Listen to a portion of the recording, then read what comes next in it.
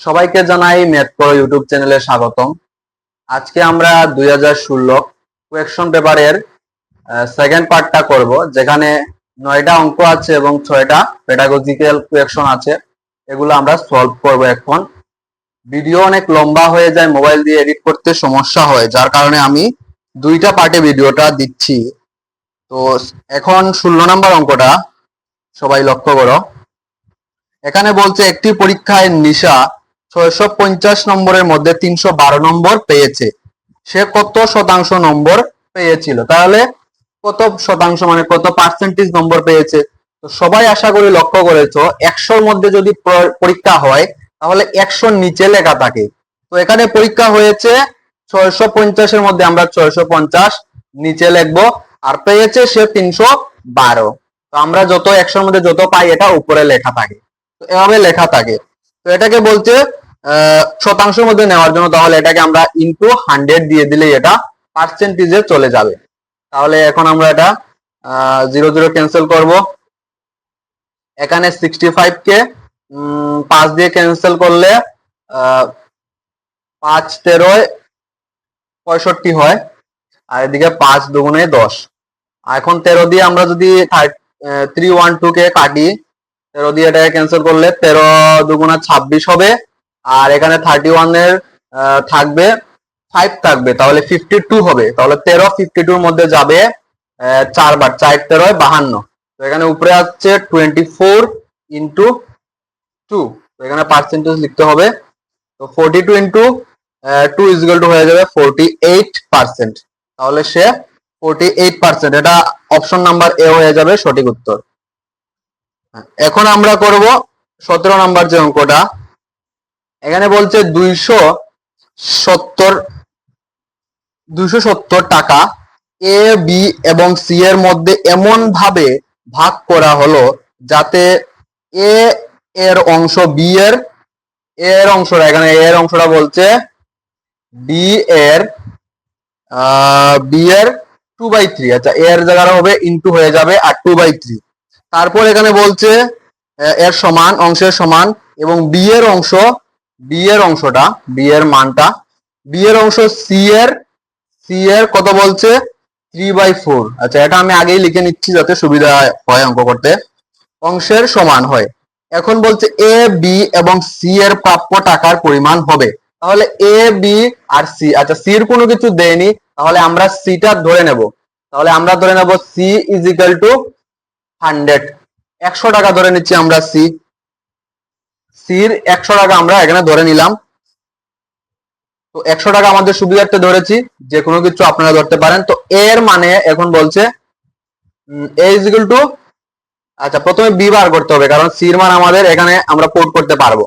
তো B is equal to কি লিখতে পারবো? বি ইজ ইকুয়াল টু লিখতে পারবো, সির জায়গায় লিখবো আমরা 100 আর ইনটু 3/4। তো বির মান চলে আসবে কত? 4 দিয়ে 100 কে কাটলে 4 25-এ 100, তাহলে 3 25-এ 75। তো 75 চলে এসেছে বি এর মান। তাহলে বি পাবে 75 টাকা। আর এ কত হবে এখন বের করে নেব আমরা। এ হয়ে যাবে, বির জায়গায় বির মান আমরা এখানে পেয়েছি 75, তাহলে বির মানটা 75 বসিয়ে দিলাম। উপরে 2/3 থাকবে, আর 3 দিয়ে 75 কে ক্যান্সেল করলে হয়ে যাবে 3 25-এ 75, তাহলে 25 3 25-এ 75। আর 25 দিয়ে 2 কে গুণ করলে হয়ে যাবে 25 দুগুণা 50। তাহলে এর মান এখানে চলে এলো আমাদের 50। তো এ পেয়ে গেছি 50, সি পেয়ে গেছি, আর বিও পেয়ে গেছি। তাহলে এখন আমি এখানে কি লিখতে পারবো? আচ্ছা কাটছি না এটা, A is to B is to C. তাহলে এর মান কত বুঝলে একদম সহজ অঙ্কটা। 50 ইস টু বি হলো 75 আর সি হলো 100। তো এটা আমরা ইস টু ক্যান্সেল করে ছোট করে নেব এখন। তো এটাকে প্রত্যেকটাকে দেখুন 25 দিয়ে যাবে, তো 25 দুগুণা 50, 3 25-এ 75, আর এদিকে আছে 4 25-এ 100। তাহলে 2:3:4। তাহলে এখানে মোট টাকা কত হয়ে যাবে? মোট হয়ে যাবে 2 + 3 5 আর 4-এ 9 হয়ে যাবে মোট। এখন আমরা কিন্তু এ, বি, সি এর মান পেয়ে যাব। কিভাবে পাবো? ভালো করে লক্ষ্য করেন, ক্লিয়ার হয়ে যাবে এটা। তো প্রথমে আমরা বার করি a এর মান। তো a ইজ ইকুয়াল টু কি, এখানে মোট আছে 9 আর a এর মান হলো 2 ইনটু কত টাকা ভাগ করা হয়েছে প্রত্যেককে 270 টাকা। প্রশ্নের মধ্যে দেওয়া আছে এটা 270 টাকা প্রত্যেকে ভাগ করেছে। তাহলে এ পাবে 2/9, তাহলে 2/9 কত হবে 270 এর, এটা 9 দিয়ে ক্যান্সেল করে দেবো 27 কে, তাহলে 3 হয়ে যাবে আর 0 ক্যান্সেল হলে 30, তাহলে 30 দুগুণা 60 টাকা। আচ্ছা, প্রথম হলো 60 টাকা পেলাম এ এর মান। তারপর বি কত দেখতে দেখি। বি এখানে টোটাল হলো 9, 3/9 ইন্টু 270। তো এখন এটা ক্যান্সেল করবো আমরা। 9 দিয়ে 27 কে ক্যান্সেল করলে হয়ে যাবে 30, এখানে শূন্যটা ক্যান্সেল করে 30 হয়ে যাবে, তাহলে 3 3 9 মানে 90 টাকা। তারপর সি এর মান, সি এর মান আমরা কত ধরেছিলাম 100, এখানে সি এর মান এসেছে টোটাল 9 ভাগের 4 অংশ পাবে সি 270 টাকার মধ্যে। তো 9 ভাগের 4 অংশ হয়ে যাবে, এখানে আবার 30 দিয়ে ক্যান্সেল হয়ে যাবে, তো 3 4 12 120 টাকা। তো এখানে এটা হয়ে যাবে। তাহলে কি কোন জায়গায় আছে, এ হলো 60, বি 90, সি দেখেন সি নাম্বার অপশনের মধ্যে উত্তরটা কিন্তু চলে এসেছে। বুঝতে পারলে একদম সহজ, আশা করি এটা সবার ক্লিয়ার হয়েছে। এখন আমরা করব 18 নাম্বার অঙ্কটা। এখানে কি বলছে, 20 এবং 30 এর মধ্যবর্তী অযুগ্ম সংখ্যাগুলোর সংখ্যা সমূহের গড়। আচ্ছা, 20 এবং 30 এর মধ্যবর্তী অযুগ্ম সংখ্যার গড় একদম সহজ, অযুগ্ম আর যুগ্ম, বেজোড় সংখ্যাগুলাই অযুগ্ম আর জোড় সংখ্যা হলো যুগ্ম। তাহলে এখানে আমরা দেখি অযুগ্ম 20 এর পরে 21 হবে অযুগ্ম, তারপরে 22 হবে না 23 হয়ে যাবে অযুগ্ম, 24 হবে না 25 হবে, 26 হবে না 27 হবে, 28 হবে না 29 হবে অযুগ্ম, আর কিন্তু নেই, এগুলাই আছে। এখন এটার গড় বার করলে আমরা কি করতে হবে, সবগুলাকে যোগ করে যতটা সংখ্যা আছে এত দিয়ে ভাগ। এখানে কয়টা সংখ্যা, এখানে 5টা সংখ্যা আছে, তাহলে 5 দিয়ে এগুলাকে যোগ করে ভাগ করলেই আমরা পেয়ে যাব গড়। একদম সহজ, গড় নির্ণয় করা থেকে কিন্তু প্রতি বছর কুয়েকশন থাকে। তারপর এখানে আমরা যদি যোগ করি 1 আর 3 হয়ে যাবে 4, 5 9 আর 7 16, আর 16 আর 9 25 এর, এখানে আমরা 5 বসিয়ে দেব। তারপর 2 2 4 2 6 2 9 8 আর 2 10, 10 এ আর এখানে কত হয়েছিল 2 এ, এখানে হাতে রয়ে গেছিল কত 1 রয়ে গেছিল সম্ভবত, হ্যাঁ 1 রয়ে গেছিল। 10 এ আর 1 এ 11, 1 তো রয়ে গেছিল 16, আচ্ছা 2 রয়ে গেছিল, তাহলে 12 হয়ে যাবে। 12 হয়ে গেলে এটাকে আমরা 5 দিয়ে ডিভাইড করব, তাহলে 125। আচ্ছা, এখানে যুগটা এখানে একটু খেয়াল করে করবেন আপনারা।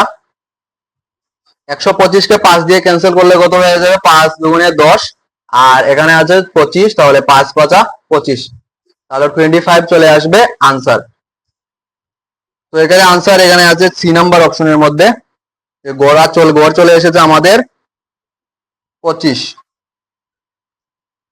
এখন আমরা করব 19 নাম্বার অঙ্কটা।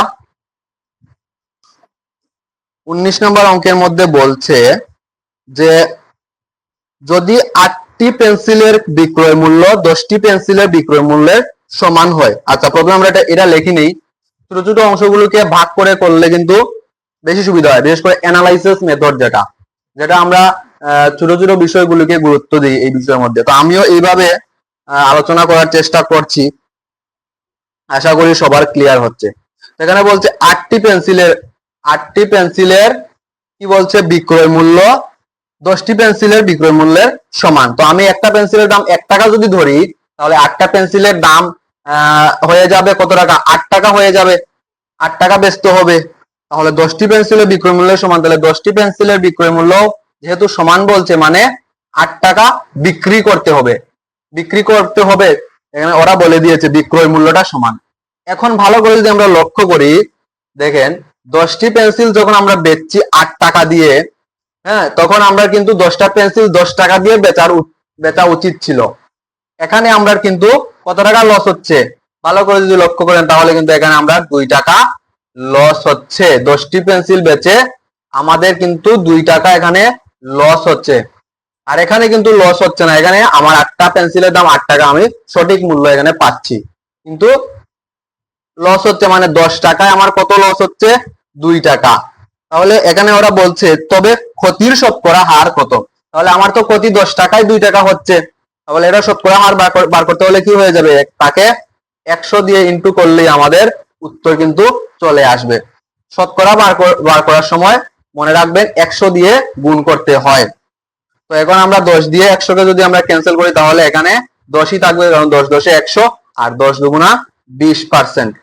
এখানে পার্সেন্টটা লিখতে ভুলবেন না, যখনই শতকরা আসবে তখনই পার্সেন্টটা লিখতে হবে। তো এটা অপশন নাম্বার এর মধ্যে আছে, অপশন নাম্বার এ হয়ে যাবে সঠিক উত্তর। এখন আমরা করব 10 নাম্বার অঙ্ক।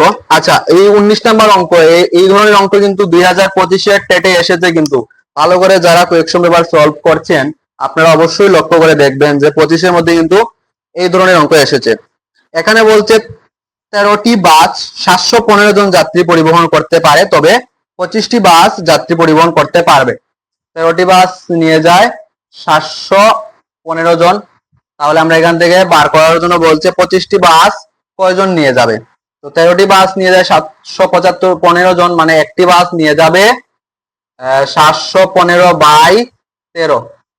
এটা দিয়ে ক্যান্সেল করবো। 71 কে যদি আমরা কাটি 13 দিয়ে তাহলে 5 13 65, 5 বার যাবে 65 হবে।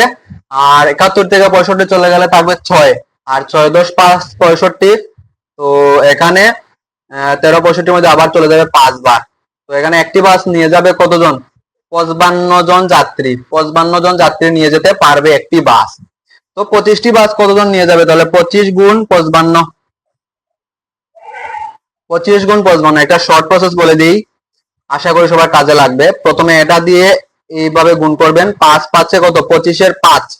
এখানে আমরা বসিয়ে দেব, হাতে আছে 2, এটার সাথে এই কোনায় কোনায় এখন গুণ করব। 5 দুগুণা 10, আর 5 5 আবার কোনায় কোনায় গুণ করব, 5 5 25। তো এখানে 10 25 আর 2 হয়ে যাবে 37। তো এখানে আমরা 37 এর এখানে 7 বসাবো, হাতে আছে 3।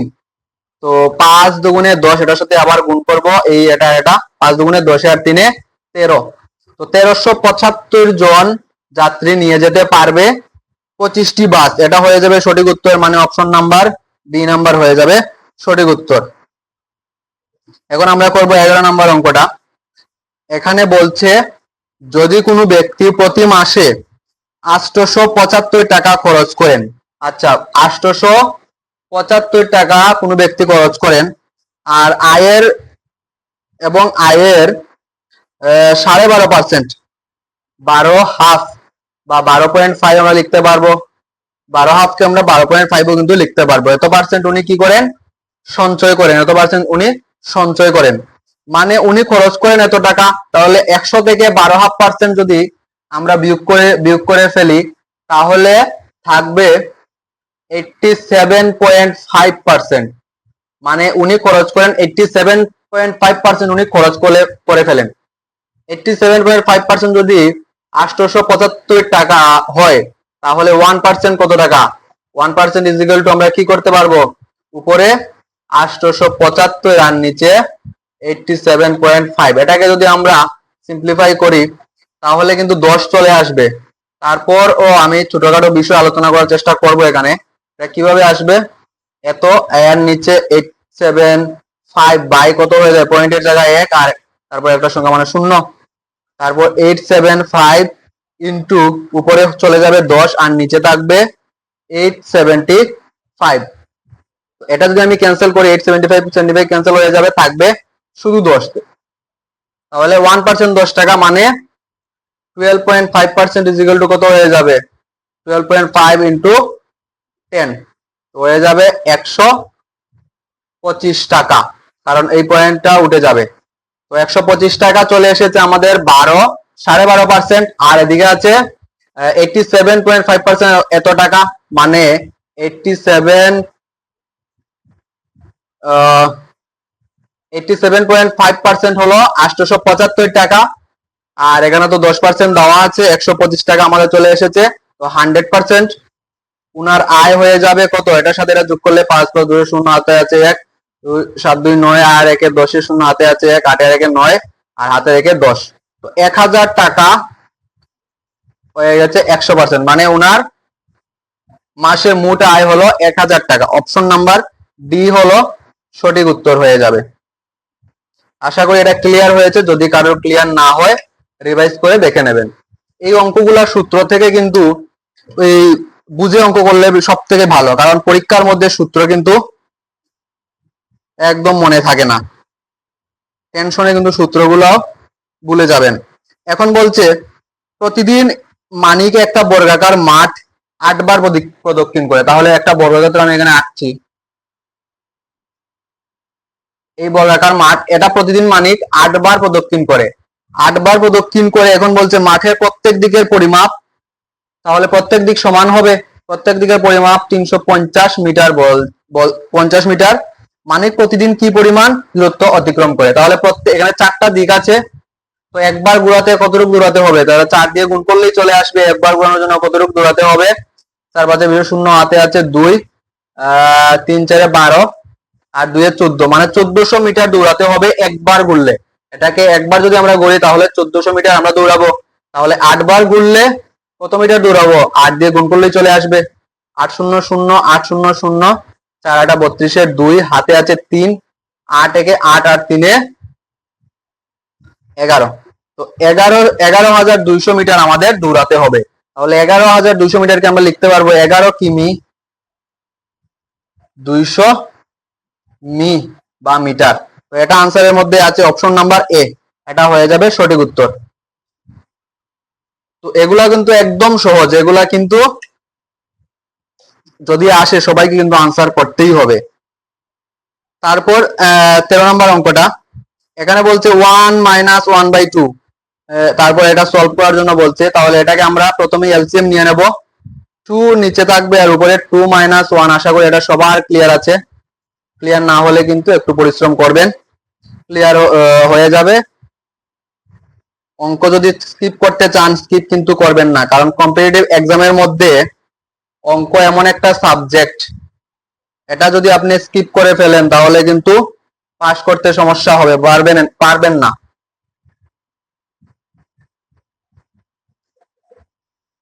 তারপর এখানে নিচে 40 হয়ে যাবে আর উপরে 40 - 1, এটা এলসিএম নিলে এভাবে হয়ে যাবে।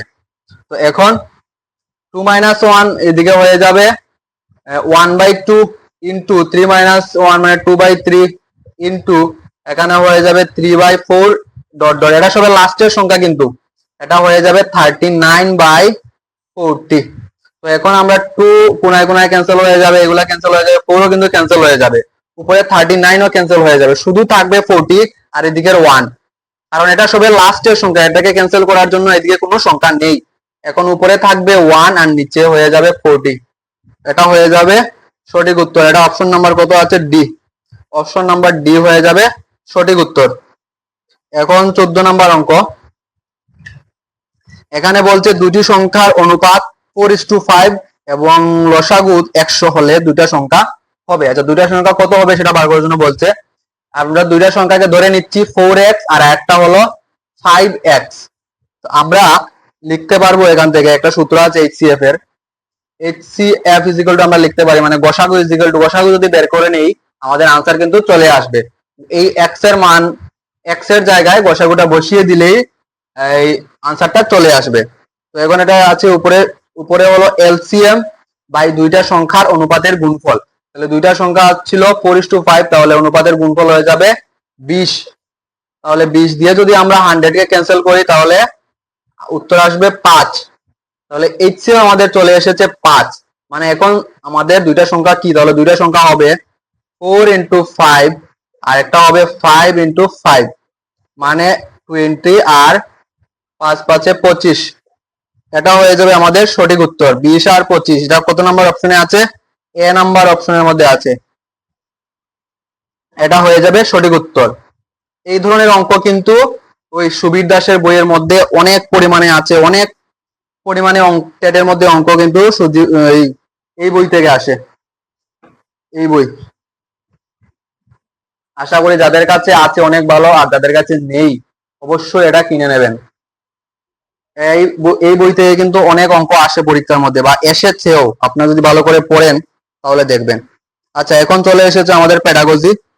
15 নাম্বারটা বলছে প্রাথমিক স্তরের বিদ্যার্থীদের সংখ্যা পদ্ধতি শেখানোর উদ্দেশ্য হলো। আচ্ছা, যখন আপনারা পেডাগজি আনসার করবেন তখন কিন্তু ইংলিশটাকে বেশি প্রায়োরিটি দেওয়ার চেষ্টা করেন, কারণ ক্লিয়ার আনসার থাকে ইংলিশ কুয়েকশনের মধ্যে পেডাগজিক্যাল কুয়েকশনের ক্ষেত্রে। তো এখানে বলছে 6 অঙ্ক পর্যন্ত গণনা করা, সংখ্যাকে শতক, দশক এবং একক এর একত্রিত রূপ দেখানো এবং স্থানীয় মানের সার্থকতা বোঝানো, 4 অঙ্কের সংখ্যার যোগ এবং বিয়োগের কৌশল শিখিয়ে দক্ষ করা, না বড় সংখ্যাকে পড়তে পারার কৌশল শিখিয়ে দক্ষ করা। তো অবশ্যই এখানে আনসার হয়ে যাবে বি নাম্বার। এখানে যেটা হলো সংখ্যাকে শতক, দশকে একক, এগুলা শেখাতে হবে, বা স্থানীয় মান, প্লেস ভ্যালু, এগুলা শেখাতে হবে। তো এটা আনসার নাম হয়ে যাবে 115 বি হয়ে যাবে সঠিক উত্তর। তারপর বলছে এখানে তো ইংলিশের মধ্যেও ক্লিয়ার করে দেওয়া আছে, এখানে প্লেস ভ্যালু শেখাতে হবে, তারপর এই নাম্বার গ্রুপ অফ হান্ড্রেডস, এগুলো আর কি। তারপর এখানে 16 নাম্বার থিংস আর নাম্বার উক্তিটি করেছিলেন। আচ্ছা, এই থিংস আর নাম্বার উক্তিটি করেছিলেন কিন্তু পিথাগোরাস। তাহলে এই 16 নাম্বার প্রশ্নের উত্তর হয়ে যাবে সি, পিথাগোরাস করেছিলেন। সি হয়ে যাবে সঠিক উত্তর, পিথাগোরাস। তারপর সিসিই প্রতিক্রিয়া প্রদান করে, সিসিই প্রতিক্রিয়া প্রদান করে কাকে? শিশুকে, পিতামাতাকে, শিক্ষককে, উপরের প্রত্যেককেই। উত্তর হয়ে যাবে উপরের প্রত্যেককেই, ডি নাম্বার। এই সিসিই উপরের কিন্তু প্রত্যেককেই প্রতিক্রিয়া প্রদান করে। সিসি সম্পর্কে আপনারা অবশ্যই পড়বেন। তারপর এখানে বলছে যে পদ্ধতিতে কোনো গাণিতিক সমস্যাকে ক্ষুদ্রতর কয়েকটি সরল অংশে বিভক্ত করে ওই অংশগুলোর মধ্যে সম্পর্ক নির্ণয় করা হয় সেই পদ্ধতি হলো বিশ্লেষণী পদ্ধতি, সংশ্লেষী পদ্ধতি, আরোহী পদ্ধতি, না উপরের কোনোটাই নয়। তাহলে আমরা কোনো জিনিস যদি ক্ষুদ্র ক্ষুদ্র বা ছোট ছোট সমস্যা সমাধান করে শেখার চেষ্টা করি সরল অংশে, এটা হয়ে যায় অ্যানালাইটিক মেথড, যেটা আমরা বিশ্লেষণী পদ্ধতি হিসাবেও জানি। এটা হয়ে যাবে এ নাম্বার সঠিক উত্তর। গণিত দিবস পালন কবে হয়? আচ্ছা, এটা একদম সহজ, এটা 19 নাম্বার হয়ে যাবে, সি নাম্বার অপশন, 22শে ডিসেম্বর। সবাই মনে রাখবেন 22শে ডিসেম্বর কিন্তু গণিত দিবস পালন করা হয়। এই রামানুজনের জন্মদিনে আমরা গণিত দিবসটা পালন করে থাকি। তারপর আচ্ছা, এখানে আইকিউ সূত্র বলছে, আমি এটা পড়ছি না। আইকিউ সূত্র এখানে হয়ে যাবে, আমরা এটা যাদের জানা নেই অবশ্যই এটা ক্লিয়ার করে শিখে নেবেন। এটা হয়ে যাবে MA/CA into 100, mental age by chronological age into 100। তো বুদ্ধাঙ্কের সূত্রটা এটাই, এটা অপশন নাম্বার কততে আছে? এটা আছে এ নাম্বারে আছে, এটা হয়ে যাবে সঠিক উত্তর। তো সবাইকে ধন্যবাদ। যদি আপনাদের 1%ও এই ভিডিও কাজে লাগে অবশ্যই লাইক, শেয়ার এবং সাবস্ক্রাইব করবেন। ধন্যবাদ। জড়িত থাকবেন এই ধরনের ভিডিওর জন্য। আগামী ক্লাসে নিয়ে আসছি 2017 এর কুয়েকশন পেপার সম্পূর্ণ সলভ। অবশ্যই একটা ভিডিওর মাধ্যমে দেওয়ার চেষ্টা করব, কিন্তু মোবাইলের মাধ্যমে এডিট করলে অনেক সমস্যা হয়, যেটা অনেক বড় হয়ে যায়। তাই 40 মিনিট 50 মিনিট এইভাবে এতটুকুই দেওয়ার চেষ্টা করব। তো ভালো লাগলে অবশ্যই জড়িত থাকবেন, লাইকও করবেন, কমেন্ট করতে কিন্তু ভুলবেন না।